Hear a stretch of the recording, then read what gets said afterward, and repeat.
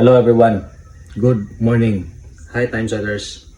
Kini nga video nga akong ipakita sa inyo karon mahitungod ni sa preacher sa time setting nga katong sige na ko og mention. Kini nga video agna na pud siya og duration sa time of trouble. Unsa daw kadugay matapos or mahitabo ang time of trouble. Tapos, kana daw kuno nga mga duration sa panahon, mao daw na ang last days ni ini nga kalibutan. Dahil joker kaayo. Grabe kasi ang iyang paggamit sa teksto. Tanawa, giunsa niya pagkiniko gyud paggamit sa teksto. Luoy kaayo. Tararo-tarawon. Okay, ang pangutana karon mga kaigsunan mao kini. Kining time of trouble or panahon sa kasakit, panahon sa kagulanan, panahon sa paglutos mga kaigsunan. Unsa kini kadugay mahuman? Diba? Tanawon nato igsoon. Revelation chapter 9, sugdan nato igsoon ang 10, then adto rin igsoon sa 5. Egon niya dire. And they had tails like unto scorpions, and there were sting in their tails, and their power was to hurt men 5 months. Pila daw ta kabulan igsoon pagasakiton? 5 kabulan. Sa ito pa ang panahon na igsoon sa pagluto sa mga katawhan sa atong buhay nga Diyos. Pila kabulan igsoon? 5. Okay, adtuan nato mga kaigsunan ang versikulo 5. Ingon niya dire, and to them it was given that they should not kill them, but that they should be tormented 5 months. Ibalik na po niya mga kaigsunan, nga kita kuno igsoon i-torment sulod sa 5 kabulan. Para gani makalahutay tayo igsoon anang pagluto sa ato unsa ganito itong kinahanglan? Espiritu. Katibukan sa espiritu nga ibubo sa atong buhi nga Dios para makalahutay tayo igsoon anang 5 kabulan. So 5 kabulan igsoon lutuson ta sa mga katawan ni ini nga kalibutan. Dagmalan ta igsoon pasakitan kita mga kaigsunan. Pero makalahutay ta pinaagi sa tibuok gahom nga ibubo sa atong buhi nga Dios. Gahom sa espiritu. Okay, kung 5 kabulan mga kaigsunan ning torment, atong tan-awon karon asa ibubo igsoon ang espiritu aron ta maka. Okay. Jutay lang nga kuan nga correction sa iyahang teksto nga gibasa. Ang iyang gibasa is Revelation chapter 9. Nagsugod siya sa verse 10, dayon kana dayong verse 5. Nga naay 5 months. Unsa nang 5 months? Pag-torment or pagsakit sa mga katawhan. Tapos pag-interpret niya kanang katawhan daw nga sakiton sulod sa 5 kabulan, sila daw na nga mga katawhan ang sakiton sulod sa 5 kabulan.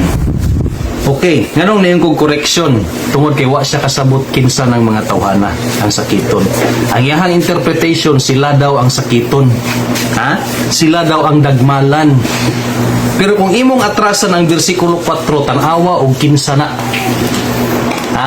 Kung imo, Revelation chapter 9 man na, verse 5. Kung tanaw na nimo ang verse 4, kung naamoy mga Bible dia sa inyo tanawa gud ninyo ang verse 4. Kung wala mo'y Bible, okay.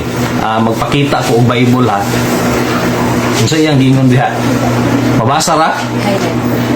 And it was commanded them that they should not hurt the grass of the sea, neither any green thing, neither any tree, but only those men. Kinsay i-hurt or kinsay sakiton? Ayaw tong mga sagbot sa kalibutan, ayaw tong mga green thing, ayaw tong mga kahoy. Pero kinsa daw sakiton? But only those men which have not the seal of God in their foreheads. Ang sakiton dahil nga mga tao sulod sa 5 kabulan, kadtong walay silyo sa Diyos sa ilang agtang. Unya karon ilang giangkon nga sila na. So plain admission, gi-admit niya nga sila tong katawhan nga sakiton tungod kay wa sila'y silyo sa Ginoo. So duha ra man na, silyo sa Ginoo ug silyo sa yawa. So gi-admit nila nga sila daw ning sakiton sulod sa 150 days or 5 months. So meaning sila ning walay silyo sa Dios. Actually na misunderstood ni niya nga text, no? Iyahang na nasipyat siya og sabot ana. Wala siguro niya masabtan ang verse 4. Abi niya og kana ang sakiton siguro diha nga mga katawhan kadtong mga matarong nga tao, di ba? So ang sakiton diha is ang mga dautan nga tao. Actually kana siya nga kining prophecy tagna man na siya no, kay na siya sa Revelation chapter 9 na ako nabasa nga libro nga kining ang katumanan ana nga prophecy is natuman na siya atong tuig 1840. Okay, to be exact, August 11, 1840. Dito natuman ang kana siya nga prophecy nga nagrefer na siya sa downfall sa Ottoman Empire. Okay? So, Ottoman Empire ang gipunting diha atong tuig 1840. Dugay na siya natuman kana nga prophecy. So karon sa ilahang gihatagan og lahi nga interpretation nga mahitabo do na siya in the future. Okay. Unya sa ilaha pagig mahitabo. So meaning wala sa ilaha ang silyo sa Ginoo no. Kasi ang sakiton ani nga mga tawo katumang way silyo sa Ginoo. So paro kay na diha sa teksto. Na tanawa guys. Perting layo ara gid siya pagsabot. Grabe ra kalayo gyud sa iyahang discernment. Makaingon ka wa nagyoy kahayag ning mga tawhana kay tanawa. Simple kayo nga prophecy. Revelation chapter 9. Naanay daghan nabasa ana nga mga libro nga fulfilled prophecy na siya. Actually kana siya manggod tawhana. Kauban mi ana sa una, iyahan nang gisulayan og present didto sa amoa, nag-study siya og Sabado. Pagkahapon ningon din siya, ning open siya og question and answer.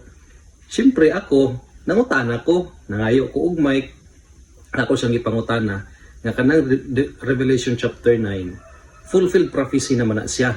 Aha man ka makakita og mabasa, nga naa siya dual application, nga mahitabo siya sa last days. Wala siya ningon, wala siya nabasa. Ingon siya, sa pagkakaroon, mao pa ni, ang kahayag daw nga naa sa iyaha. Wala to kay balo nga sa unahan, sa future magdugang daw ang kahayag sa iyaha. Ihatag sa Ginoo sa iyang kahayag para nga mapunan pa. No? Kay ato daw nga time kato pa daw ang iyang nahibalan. No? So ako siyang giingnan nga fulfilled prophecy na siya. Ottoman Empire ang gi-refer sa Ginoo ana nga downfall. Kay klaro man kayo nga ang sakiton dito dili man katawhan sa Ginoo. Mga katawhan man nga walay silyo sa Ginoo. O di karon iyaha man day gihapong gipadayon, iyaha pag yung giwali diri sa YouTube. Di perting ulawa. No? Naulawan kay ngano man dili man magpatuo. Nagtuo nga siya gyud ang naay kamatuoran, nagtuo nga siya gyud nay kahayag. Natanawa iyang discernment perting habula. No?